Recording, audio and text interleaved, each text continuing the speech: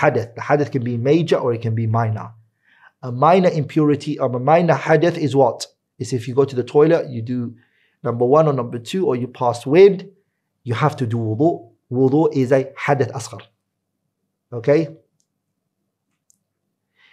Or it's major impurity or major hadith is if you have sexual intercourse with your spouse, you now have to do ghusl, you have to shower fully.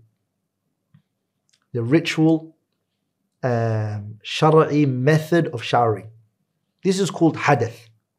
And then there's khabath, which is impurity falling onto you. Someone urinates on you. Araft? And etc. This is called khabath.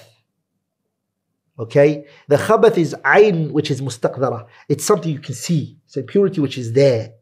Like in the hadith is not necessarily tangible. Hadith is it's not tangible.